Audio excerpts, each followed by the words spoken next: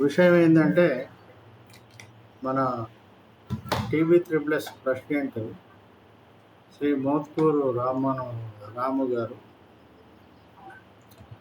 నిన్న మొన్న జరిగిన ఇన్సిడెంట్స్ పైన ఆయన స్పందించడానికి వచ్చారు. అండ్ ఈ విషయంలో ఒక క్లారిటీ ఇద్దామని రాము గారి ఉద్దేశం. రాము గారు ఇప్పుడు చెప్పండి, మందకృష్ణ మాదిగ అని ఆయన అసలు బ్రాహ్మణులకి పేటెంటా అంటే అది పేటెంట్ కాదు, మా ధర్మం యుగ యుగాల నుంచి మేమే దాన్ని వేదాలను పరిరక్షించుకుంటున్నాం, ఎవరో మాకు వచ్చి సపరేట్గా పేటెంట్ ఇవ్వాల్సిన అవసరం లేదని మనము గట్టిగానే చెప్పాము. మన సంఘాలు కూడా బాగానే మాట్లాడారు. అయితే ఈ సందర్భంలో మీరు రాష్ట్ర ప్రెసిడెంట్గా మీ అభిప్రాయం చెప్పండి. మొదటగా కృష్ణ గారికి నమస్కారం. ఇది వీక్షిస్తున్నటువంటి అందరికీ నా నమస్కారాలు తెలియజేస్తున్నాను. ఒకటే విషయం, మొదటి ప్రెస్ మీట్లో మందకృష్ణ గారు అర్చకత్వం దేవాలయాల్లో బ్రాహ్మలే చేయాలా, మేము చేయకూడదు అని ఒక అంశాన్ని లేవనెత్తాడు. తర్వాత మేము తగినంతగా దానికి స్పందించాము, అయిపోయింది. రెండో ప్రెస్ మీట్లు ఏమన్నారంటే క్రిస్టియానిటీ ఈ దేశానికి రావడం కారణం బ్రాహ్మడే అన్నాడు. ఓకే, ఇప్పుడు ఏం చేస్తాడంటే మళ్ళీ పడుకొని పుస్తకాలు తిరిగేసి మళ్ళీ ఆలోచించి మూడో ప్రెస్ మీట్కి వచ్చేసరికి నా ఉద్దేశం, అసలు ఆ విదేశీయులు అంటే ఇంగ్లీష్ వారు, ఆంగ్లేయులు మన దేశానికి రావడానికి కారణం కూడా ఈ బ్రాహ్మణులే అనే ఒక అపవాదం తీసుకొచ్చే అవకాశం ఉంది ఆయన. ఎందుకంటే ఒకటే అవపడుతుంది, వారికి ఒకటే బ్రాహ్మణులు అనేది ఒకటే అవపడుతుంది తప్పించి వేరే ఏం అవపడలేదు. సామాజిక కార్యకర్తగా ఉన్న కృష్ణన్న ఒక కులాన్ని వేలెట్టి చూపించుకుంటూ ముందుకెళ్ళిపోవడం పద్ధతి కాదా అని నేను చెప్పదలుచుకున్నాను. ఇంకోటి ఏంటంటే చదువుకునే రోజులలో వీరి తల్లిదండ్రులు పెట్టిన పేరు ఒక పేరు. అప్పుడు ఏమైంది, రిజర్వేషన్లు అంటే వాళ్ళ స్కాలర్షిప్లు వర్తించాయని చెప్పేసి ఎస్సీ దళితులుగా అందులో హిందూ దళితులుగా అందులో జాయిన్ అయ్యారు. తదనంతరం ఏమైంది, ఆ మిషనరీ ఈ పాశ్చాత్య కల్చర్ సంబంధించిన ఒక మతం సంబంధించిన దాంట్లో చేరడం వల్ల దానికి సంబంధించిన ప్రతిఫలాలు పొందడానికి కోసము మళ్ళీ పేరు మార్చుకున్నారు. ఆ ప్రతిఫలాలు పొందారు, వాళ్ళకు దాంట్లో జాయిన్ అవ్వడం వల్ల ఏం వస్తాయో అన్ని ప్రతిఫలాలు పొందారు. తదనంతరం ఏం చేశారు, ఒక సామాజిక ఉద్యమంలో వెళ్ళిపోయారు, మళ్ళీ పేరు మార్చుకున్నారు. నేను ఏమంటున్నా అంటే మీకు అప్పుడే తెలుసు ఈ ఒక కులంలో ఉన్న వ్యక్తి, ఒక మతంలో ఉన్న వ్యక్తి మతం మారడం వల్ల దాంతో వచ్చే ప్రతిఫలాలు అందాయని అప్పుడు తెలిసే మీరు పేరు మార్చుకొని ఆ హిందూ మతంలో జాయిన్ అయ్యారు స్కూల్లో. మరి అప్పుడు లేని ఆలోచన ఇప్పుడు ఎందుకు వచ్చింది? ఆ తీర్పే కదా కోర్టు ఇచ్చింది, ఇప్పుడు సుప్రీంకోర్టు ఇచ్చింది. ఎప్పుడో 1950 సంబంధించిన విషయమే కదా. మీరు స్కూల్లో జాయిన్ అయినప్పుడే మీకు రావాల్సిన అవగాహన, మీరు దాని గురించి ఉద్యమం చేయాలి. తర్వాత కూడా మీరు ఎంతో ఉద్యమాలు చేశారు, ఎప్పుడు గుర్తులేని అంశము ఈరోజు గుర్తు రావడం మాకు కొంచెం అతిశయోక్తంగా ఉంది. అప్పుడే మీరు ప్రస్తావించవచ్చు కదా, ఈ విషయం గురించి అప్పుడే ప్రస్తావించవచ్చు కదా. ఇంకా చెప్పాలంటే మేము చాలా సంతోషపడే విషయం ఏంటంటే, ఎప్పుడు ఒక రాజ్యాంగ పుస్తకము ఒక చేతిలో, ఒక బైబిల్ ఒక చేతిలో పట్టుకొని ముందుకెళ్లే వ్యక్తులు ఈరోజు మా భగవద్గీత, మా మహాభారతం, మా రామాయణం, పాంచజన్యం, ఆర్ఎస్ఎస్ పుస్తకాలు, చాలా చాలా పుస్తకాలు చదువుతున్న సంతోషం మాకు.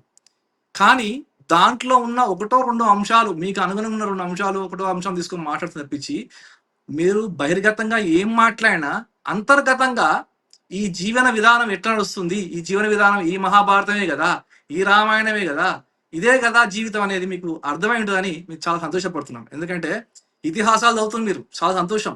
అది చదవడం వల్ల బహిర్గతంగా మీరు ఏం మాట్లాడినా అంతర్గతంగా ఇప్పుడు భారత జీవన శైలి అనేది మీకు అర్థమవుతుందని నేను ముఖ్యంగా ఒకటి సంతోషపడుతున్నాను.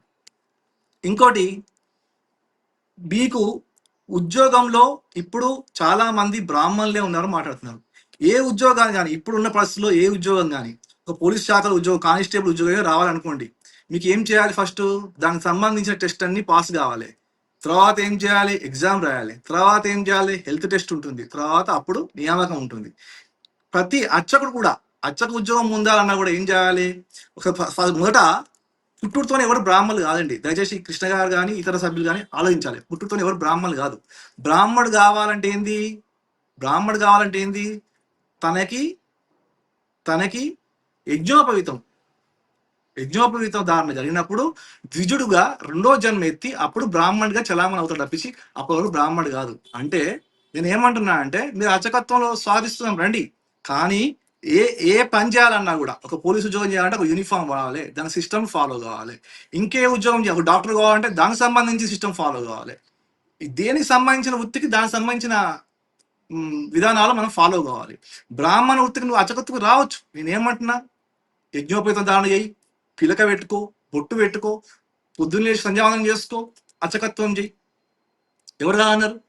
కాదనలే కదా, దానికి ఒకటి నియమాలు ఉన్నాయి కదా. ఇంకో విషయం చెప్తున్నా అండి, ఇప్పుడు గ్రామాల్లో గ్రామ దేవతలు ఉన్నారు. నేను బ్రాహ్మణ్ణి. ఇప్పుడు దుర్గామాత అమ్మవారు అన్నారు గ్రామంలో. ఆ దుర్గా గుడికి నేను పోయినా, అక్కడ మా ముదిరాజులు అక్కడ అర్చకత్వం చేస్తారు. నేను బ్రాహ్మణంత మాత్రాన గడప వరకే నేను అర్హుణ్ణి, లోపల నాకేం అర్హత ఉంది?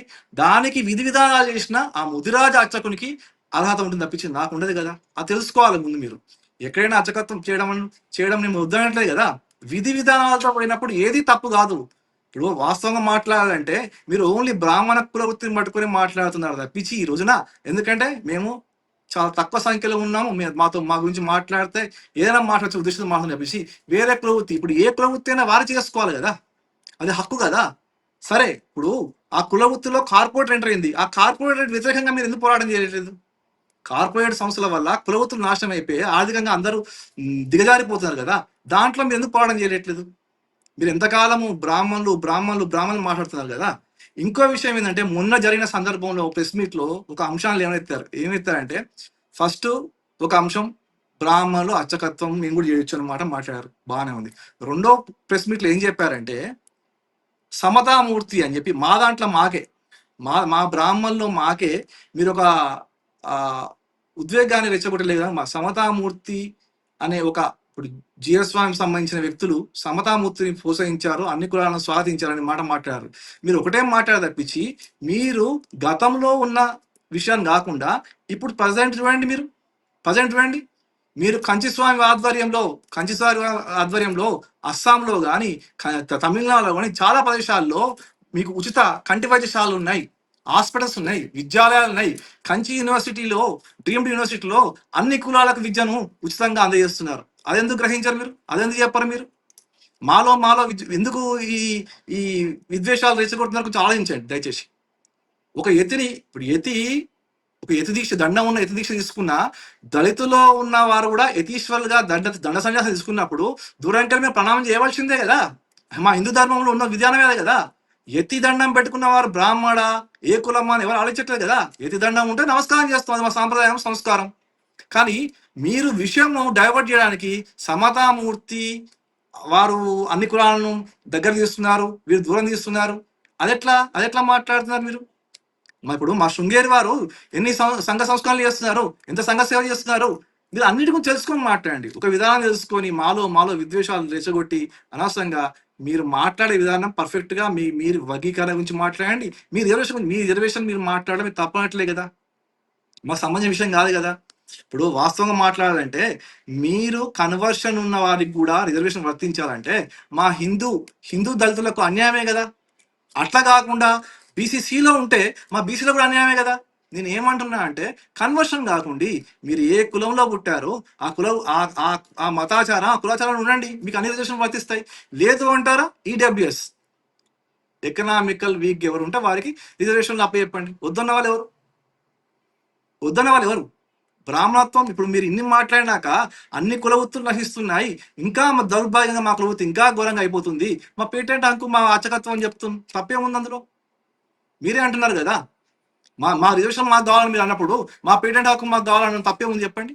అయినా అందరూ సమానమే, అందరూ అన్ని పనులు చేసుకునే విధానంతో ముందుకెళ్తున్నాం తప్పించి మీతో మేము పోరాటం చేయడానికి సిద్ధంగా లేము.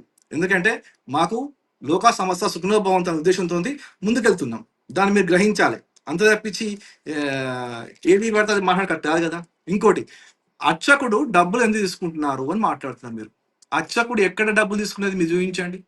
అర్చకుడు చేసే విధానము, అర్చకుడు దేవి దేవతకు సేవ చేసిన విధానం, ఆ అర్చకునికి భగవంతునికి ఉన్న అనుసంధానము, ఆ భక్తులు గ్రహించి ఇచ్చే దక్షిణ తప్పించి వేరే కాదు కదా.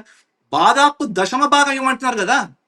మీరు ఈరోజు మీరు ఈరోజు మీరు దాన్ని మీరు ఎంకరేజ్ చేసే ఒక వ్యవస్థలో దశమ భాగం ఏమంటున్నారు కదా. మరి దాని గురించి మాట్లాడరే. దశమ భాగం ఏమంటున్నారు కదా, దాని గురించి మాట్లాడరే. ఇంకా చెప్పాలంటే సమాజంలో మనం కొన్ని కొన్ని విషయాలను మనము ఖండించాలి. ఇప్పుడు రాత్రి గ్యాస్ అయిపోతే పొద్దుగాల ముఖంగానే గ్యాస్ వస్తుంది.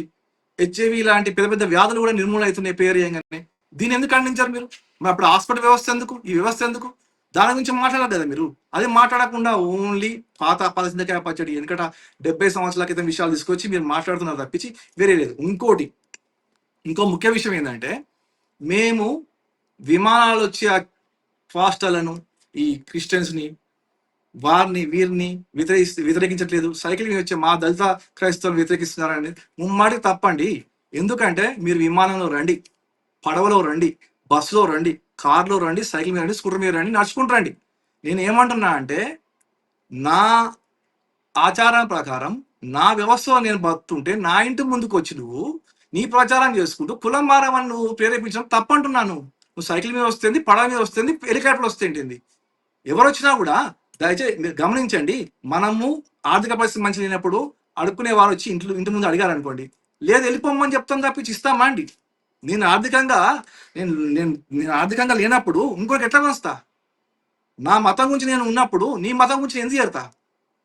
నేను ఏమంటున్నా, మత ప్రచారం తప్పంటున్నా. నువ్వు సైకిల్ మీద వచ్చినందుకు వ్యతిరేకిస్తలేను, విమానం మీద వచ్చి ఒకటి నువ్వు ప్రచారం చేసుకున్నా, నేను ప్రచారం చేసుకున్నా. ఇప్పుడు నేను గణేష్ మండపాలు పెడుతున్నా, పర్మిషన్ తీసుకుంటున్నా. గణేష్ నిమజ్జనం చేస్తున్నా, పర్మిషన్ తీసుకుంటున్నా. మీకు ప్రవచనం చెప్తున్నా, పర్మిషన్ తీసుకుంటున్నా. పర్మిషన్ తీసుకొని పెట్టుకున్న ఎవరు వ్యతిరేకం కాదు కదా. మత ప్రచారం తప్పంటున్నా. మేము వెళ్తున్నామా? బలవంతంగా మా మతంలో చేరమని మేమన్నా వాళ్ళని కోరుతున్నామా? అది గ్రహించాలి కదా మీరు. ఏదో ఒకటి తీసుకొని మాట్లాడడం కరెక్ట్ కాదు కదా, తప్పు కదా అది. ఇంకోటి, రాజకీయ నాయకుల్లో ఇప్పటి వరకు తెలంగాణ ఆంధ్ర కలుపుకుంటే ఎంతమంది బ్రాహ్మణ నాయకులు ఉన్నారు? మా తెలంగాణ రాష్ట్రం ఉదాహరించుకుంటే ఒక ఎమ్మెల్సీ, ఒక మంత్రి, ఎమ్మెల్యే. ఆంధ్రాలో అది కూడా లేదు. నేను ఏమంటున్నా అంటే, ఇప్పుడు మీరు అనుకున్న సమస్య ఒక తెలంగాణ ఆంధ్ర సంబంధించిన సమస్య కాదు కదా. మీరు ఏం చేయండి, మహారాష్ట్రలో ప్రెస్ మీట్ పెట్టండి, కర్ణాటకలో ప్రెస్ మీట్ పెట్టండి, ఉత్తరప్రదేశ్లో పెట్టండి, బీహార్లో పెట్టండి, జంతర్ మంతర్ ఢిల్లీలో పెట్టండి. నరేంద్ర మోడీ గారికి వినిపించండి మీ బాధ. మీకు ఎన్న రిజర్వేషన్ కావాలి, ఏం కావాలి మీరు వినిపించండి. అంతేగాని ఈ తెలంగాణ ఆంధ్రాలో కూర్చొని మాలో మొత్తం ఉద్వేగాలు రేపుతూ మమ్మల్ని ఎందుకు మీరు బాధపెడుతున్నారో కొంచెం అర్థం చేసుకోవాలి దయచేసి. అలాగే మీరు ఎంతకాలము ఇలా చేశారు, అలా చేశారు చెప్తారు.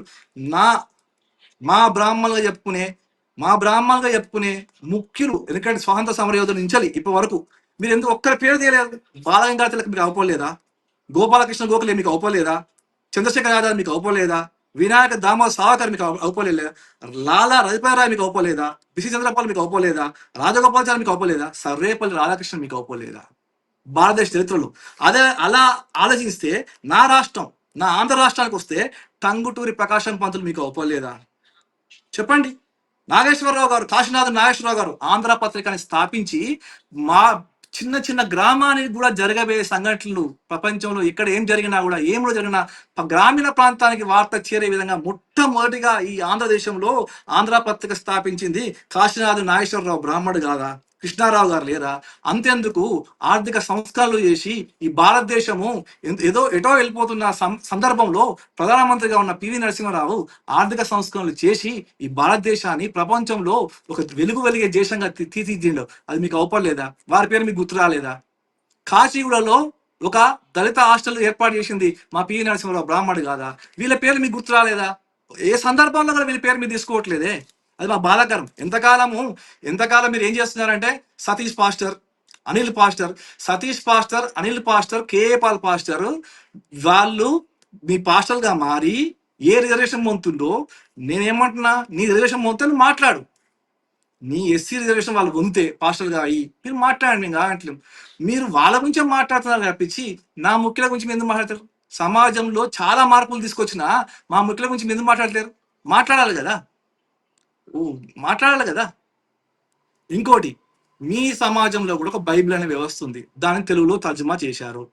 సరే, మీకు వేదము సంస్కృతం మీకు ఇబ్బంది ఉంది, మీకు చదవడం ఇబ్బంది అయింది అనుకోండి, మీ తెలుగులో తర్జుమా అయిన ఈ బైబిల్లో ఎంతమంది దళిత క్రైస్తవులు పాస్టర్గా తయారయ్యారు? దేనికి కానీ విజ్ఞానం ముఖ్యమన్నా, చదువు ముఖ్యమన్నా, దాంట్లో ఏ పేజీలో ఏముంది, ఎప్పుడు ఆ సువార్త ఎప్పుడు చెప్పాలి, ఏం చెప్పాలి, సందర్భాన్ని బట్టి ఏం మాట్లాడాలి, దాన్ని బాగా పరిశోధన చేసి దానిలో మొత్తం అవపోసం చేసుకొని మాట్లాడేవాడే ఫాస్టర్ అవుతాడు, మాట్లాడేవాడే అర్చకుడు అవుతాడు. అంత తప్పించి ప్రతి ఒక్కరు ఫాస్టర్ కాదు, ప్రతి ఒక్కరు అర్చకుడు కాదు. మీరు కావచ్చు కదా దళితులు పాస్టర్లుగా, తెలుగులోనే ఉంది కదా బైబిల్, మీరు ఎందుకు కాలేకపోతున్నారు? ఒకసారి అర్థం చేసుకోవాలి దయచేసి. ఇంకోటి, మీరు ముఖ్యంగా ఇన్ని చెప్తున్నారు కదా, ఇన్ని చెప్తున్నారు బాగుంది. ఒకటి చెప్తున్నా, బ్రాహ్మణుడు అసమానత గురిగేసిండు అదే మాట కదా. నేను చెప్తున్నా, ఎన్నడైనా నా బొట్టు మీరు పెట్టుకున్నారా? నా ప్రసాదం మీరు తిన్నారా? నా దేవాలయాన్ని ఎన్ని సందర్భాలు నా దేవాలయం వీక్షించారు మీరు? నా దేవాలయం వీక్షించారు. దేవాలయానికి పోతే అచ్చకు రానియట్లేదు, ఒక నింద మామూలు చేస్తున్నారు. ఒకటి చెప్తున్నా అండి, దేవాలయం గ్రామంలో పట్టణంగా నిర్మించాలంటే అక్కడ సమాజం అందరు కలిసి, అన్ని కుల వర్గాలు కలిసి దేవాలయం నిర్మిస్తారు. అక్కడ ప్రసాదం ఎవరు ఇవ్వాలి, ఎవరు పరిచారకులు పనిచేయాలి, ఎవరు అర్చకత్వం చేయాలి, ఎవరు గుడి శుభ్రం చేయాలి, ఎవరు కరెంట్ వేయాలి అని నిర్ణయించేది ఆ గ్రామ దేవాలయ కమిటీ కావచ్చు, గ్రామ పెద్దలు కావచ్చు. అర్చకులకు సంబంధం లేదు. అర్చకులు కూడా వాళ్ళే నియమిస్తారు, ఎవరు అర్చకులు కావాలి, బ్రాహ్మణుడు కావాలా, ఇతర కుల ఎవరు కావాలని ఆ గ్రామ పెద్దలు దేవాలయ కమిటీ నిర్ణయిస్తుంది. ఒకవేళ ఎక్కడన్నా ఎవరినన్నా దేవాలయానికి రావద్దు అంటే అర్చకుడికి సంబంధం, ఆ దేవాలయ కమిటీకి కానీ గ్రామ పెద్దలకు కానీ సంబంధం ఉంటుంది. అంతేగాని ఎవరైతే రానియొద్దంటే వాళ్ళ గురించి మాట్లాడండి, అర్చకుడికి ఏం సంబంధం? అర్చకుడు వద్దంటే ఆ కమిటీ కానీ ఆ గ్రామ సిబ్బంది కానీ ఊరుకుంటారా? ఎందుకు రానివ్వట్లేదు మీరు అడుగుతారు, ప్రశ్నిస్తారు కదా. ఎక్కడైతే రావద్దనరో అక్కడ ప్రశ్నించండి. ప్రతిదానికి బ్రాహ్మణ్ణి ఒక కారణంగా చూపించి మీరు మాట్లాడడం కరెక్ట్ కాదు. నేను 20 సంవత్సరాల నుంచి చూస్తున్నా, నాకు ఊహ తెలిసినప్పటి నుంచి ఎక్కడన్నా దళితులను దేవాలయానికి రాకుండా ఏ అర్చకుడన్నా రావద్దని చూపించండి మీరు. ఇప్పుడు కూడా ఒకవేళ జరిగితే మీరు నేను కలిసి వెళ్దాం, అందరం మా సమాజం మొత్తం వస్తుంది. ఎక్కడైనా గుర్తుంచుకున్నా, గ్రామ పెద్దలు కానీ ఆ దేవాలయ కమిటీ నిర్ణయాలే ఉంటాయి, ఎవరు రావాలన్నా, ఎవరు పోవాలన్నా, ఏం చేయాలన్నా, ఏం చేయొద్దన్నా. ఇంకోటి గ్రహించండి మీరు, బ్రాహ్మడు తన ఇంట్లో తిండి ఉన్నా లేకున్నా, తను భోజనం చేసినా చేయకున్నా, నిత్యము ఆ దేవతలకు వారికి ధూప దీప నైవేద్యం అర్చన చేసుకుని వస్తాడన్న. మీరు మీరు మీరు వెళ్ళే మీ పాశ్చాత్య కల్చర్లో ధూపం నేను తిన్నా తినకున్నా నీ దేవుని గురించి ఆలోచించేది ఇక్కడ ఉందా? సమాజంలో అర్చన ఉందా? ధూపదీప అంటే నీ సంప్రదాయం నీది, నా సంప్రదాయం నేను నానట్లేదు. ఎక్కడ ఉంది? ఇన్నిటికి త్యాగం చేస్తూ తిన్నా తినకున్నా దేవాలయం గురించి ఆలోచిస్తుండు, అది ఎందుకు ఆలోచించావు? ఈరోజు సమాజంలో ప్రతి వృత్తికి హాలిడేస్ ఉన్నాయి. అది ప్రైవేట్ సెక్టార్ అయితే శని ఆదివారం ఇస్తున్నారు, గవర్నమెంట్ సెక్టార్లో ఆదివారం ఇస్తుంటారు, సెకండ్ సాటర్డే వస్తున్నాయి, ధర్నాలు ఉంటే బంధు, ఇంకేమైనా ఉంటే బంధు. కానీ అర్చకునికి ఎక్కడ ఉందన్న? ఎక్కడ బంద్ ఉందన్న? ఎక్కడ విరామం ఉంది చెప్పండి? ఆదివారం లేదు, శనివారం లేదు, తన ఇంట్లో ఎవరన్నా ఏదైనా శుభకార్యం అయితే పోయేది లేదు, మంచి లేదు, చెడు లేదు. ఎప్పుడు దేవుడు భక్తులని పరితపించేది అర్చకుడే కదా. అదొక్కటే కాదు, ఈ రోజున మాకు ఇచ్చే జీతభత్యాలే ప్రభుత్వం చాలా తక్కువ. ప్రైవేట్ దేవాలయాలు ప్రభుత్వం మాకు జీతభత్యాలు చాలా తక్కువగా ఉన్నాయి. ఒకవేళ ఎవరైనా పొరపాటు దక్షిణ ఇద్దామంటే మీరు అంటుంది కదా, మీకు డబ్బులు ఎందుకు ఇవ్వాలని. మాకు ఎక్కడ ఇస్తుండ్రు? హుండీలే కదా వేయమంది. ఆ హుండీ ఆదాయం ఎటుపోతుంది కదా. సరే, ఆ హుండీ ఆదాయము మా హిందూ సమాజానికి చెందుతుందా? ఎవరు చెందుతుంది? అది కూడా గమనించాలి కదా మీరు. అది కూడా గమనించాలి కదా. మాకు వస్తున్నాయి డబ్బులు, కానీ దశమభాగం ఎవరికి వస్తుంది? మీరు ఇచ్చే డబ్బులు దేనికి పోతున్నాయి? మీరు ఇచ్చే డబ్బులు హుండీలో పడి ఎవరికి పోతున్నాయి? కానీ మీకు ఇచ్చే దశమభాగం ఎటు పోతుంది? ఆలోచించాలి కదా. ప్రతిదీ ఆలోచించాలన్నా. మేము ఈ రోజున చెట్టును మొక్కుతున్నాం, పుట్టను మొక్కుతున్నాం, రాయిని మొక్కుతున్నాం, అడవిని మొక్కుతున్నాం, ప్రకృతిని ప్రేమిస్తున్నాం అన్నా. ప్రకృతిని ప్రేమిస్తున్నాం. బ్రాహ్మడు, మా హిందూ సమాజం ప్రకృతిని ప్రేమిస్తుంది. ప్రతిదాన్ని మేము దైవ సమాజం మేము భావిస్తున్నాం. ఆ పద్ధతితో ముందు పోతున్నాం. మీరు అర్థం చేసుకోవాలి. ఇంకో విషయం ఏంటంటే, ఈరోజు కరోనా వచ్చిన సమయంలో మేము ఇతర రాష్ట్రాలకు చెందిన వ్యక్తులు వారి రాష్ట్రం పోవడానికి వారికి మేము వారి రవాణా సౌకర్యము, భోజనాలు, అన్ని వసతులు కల్పించి వాళ్ళ సురక్షితంగా వాళ్ళ రాష్ట్రాల్లో మేము పంపించాము. ఇక్కడ కరోనా వచ్చిన వాళ్ళకి ఏ కుల మతం లేకుండా బతుకుతే చాలనే ఉద్దేశంగా మేము ప్రతి ఒక్కరికి సహాయం అందించాము. మేము తలసేమియా బాధతో బాధపడే ఇక్కడ రోగులు ఉంటే, రక్తం కావాలంటే ఎంజిఎం లాంటి పెద్ద పెద్ద సంస్థలకు, హాస్పిటల్కు మేము మా బ్రాహ్మణులు ఎక్స్క్లూజివ్గా మేము ఈ ధోతి పంచె ధరించి 2-3 సందర్భాల్లో మేము రక్తదాన శిబిరం ఇస్తే 3 రాష్ట్రాలకు ఛత్తీస్‌గఢ్, ఒరిస్సా, ఆంధ్ర రాష్ట్రాలకు ఈ రక్తం చెందింది, పోయింది. బ్రాహ్మణ తీసుకున్న రక్తం మీరు ఆలోచించాలి గదా! బ్రాహ్మణ తీసుకున్న రక్తాన్ని మీరు ఆలోచించాలి గదా! తప్పకుండా మీరు దయచేసి ఇప్పటికైనా గూడా కూర్చుందాం. మాకు గూడా ప్రాబ్లమ్స్ ఉన్నాయి. బ్రాహ్మణ్‌లో చాలా సమస్యలు మాకు గూడా ఉన్నాయి. కూర్చుందాం. మాకు హాలిడేస్ లేవు. నిత్యం మేము పరితపిస్తున్నాం. మేము ఆర్థిక అసమానతతో బాధపడుతున్నాం. మాకు గూడా రిజర్వేషన్‌లో ఈడబ్ల్యూఎస్ గావాలి. కూర్చొని మాట్లాడదాం. మీరు ఒక కుల సంఘానికి సంబంధించిన వ్యక్తి గారు. సమాజానికి సంబంధించిన వ్యక్తి. ఈ రోజున నాకు పెద్ద బాధాకరమైన విషయం ఏందంటే, ఈరోజు గోవింద్ నరేష్ గాని, ఇంకా చాలా మంది మీ సమాజంలో ఉండేవాళ్ళు నా స్నేహితులు. ఇప్పుడు కలిసి మేము చాయలు తాగి, అన్నం తిని ఒక దగ్గర నిద్రించే సందర్భం ఉండేది. కానీ ఇప్పుడు మీరు చేసిన ఈ వ్యాఖ్యల వల్ల కనబడితే మాట్లాడడం అంటే ఈ కులం వాళ్ళు చూస్తే నన్నేమనుకుంటున్నారో, ఆ కులం వాళ్ళు చూస్తే నన్నేమనుకుంటున్నారో బాధతో ఇప్పుడు మీరు వైషమ్యాన్ని పెంచుతున్నారా? కలుపుతున్నారా? నాకైతే అర్థం కావట్లేదు. దయచేసి మీరు ఇంకే చాలా పుస్తకాలు చదవాలి. చాలా సమాజం తెలుసుకోవాలి. మీరు తెలుసుకునే వ్యక్తే. మీరు ఇంకా ఉన్నతంగా వెళ్ళిపోవాలి. దయచేసి కుల ప్రస్తావన లేకుండా మీ రిజర్వేషన్ నుంచి మీరు మాట్లాడండి. అలాగే అచ్చకత్వం మా పేటెంట్‌గా భావించి కనీసం అచ్చకత్వం అందరు రాని. కనీసం నా కులవృత్తి కదా! కొంచెం మా కులవృత్తి ఎవరైతే నైపుణ్యం పొంది అచ్చకత్వం చేస్తున్నారో వారికొచ్చే హక్కా మీరు వారికొచ్చే విధంగా మీరు పోరాడండి, మేము పోరాడదాం. కలిసి నడుద్దామని మీకు ఇప్పుడు ఈ మీడియా ముఖంగా మీకు తెలియజేస్తున్నాను. దయచేసి మీరు ఇంకోసారి ఎందుకంటే మాకు కూడా ఓపికలు లేవు. ప్రతిసారి ఇదే సంభాషణ మీరు మాట, మేము మాట, మీరు మాట, మేము మాట మాట్లాడడం వద్దు. దయచేసి మీరు లోతుగా మీకు ఆ జ్ఞానం ఉన్నది. మీరు చాలా విజ్ఞానులు. తప్పకుండా ఆలోచించి ఏది కరెక్టో, ఏది తప్పో మీరు పరిగణలోకి తీసుకొని ముందుకెళ్ళాలి. ఎక్కడ ఏ సమాజం కానీ ఈ రోజున మీరు మొన్న యాదవులను క్షమాపణ ఏ యాదవులు వచ్చిందన్న వాస్తవం గ్రహిస్తున్నారు కదా ప్రజలందరూ. మీరు గ్రహించాలి. మీ వాస్తవాన్ని సమాజం మొత్తం గ్రహిస్తుంది. మాట్లాడకుండా ఏది తప్పు ఏది కరెక్ట్ అని సమాజం గ్రహిస్తుంది కదా. ఇంకో ముఖ్యం ఈ మీడియా ముఖంగా తెలిసింది ఏంటంటే, ఎవరు మాట్లాడినా నిన్నెవరు మాట్లాడినా అచ్చకత్వం గురించి మాట్లాడినప్పుడు ఈ బ్రాహ్మణ సమాజమే దాని గురించి మాట్లాడుతుంది తప్ప, ఈరోజు మేము అర్చక సంఘ నాయకులము, అర్చక సంఘాలను పెట్టుకున్న పెద్దలు దయచేసి దేని గురించి స్పందించడం లేదు. ఎందుకు? ఇప్పుడు అర్చకత్వం మేము చేయట్లే కదా. మేము మా కులంలో ఉన్న అర్చకత్వం ఈరోజు కొంతమంది చేస్తున్నారు కదా. ఆ కొంతమంది అర్చకుల గురించి కూడా ఒక అర్చక సంఘం పెట్టుకుని మేము మాట్లాడకుంటే ఎట్లా? మీరు కూడా ముందుకు రావాలి, మాట్లాడాలి. నేను కుట్టాడమని చెప్తాను కృష్ణతోని. మేము సానుకూలంగా మాట్లాడండి. విషయం అర్థం చేసే వాళ్ళు చెప్పండి. అర్థమయ్యే విధంగా అందరికి పోర్ట్రేట్ చేయండి. మీరు మాట్లాడండి. అందరం మాట్లాడాలి. సమాజం మొత్తం మాట్లాడాలి. అందరం అన్నదమ్ములా కలిసి ఉండాలని నేను కోరుకుంటూ మీ మోత్కూరు రాము.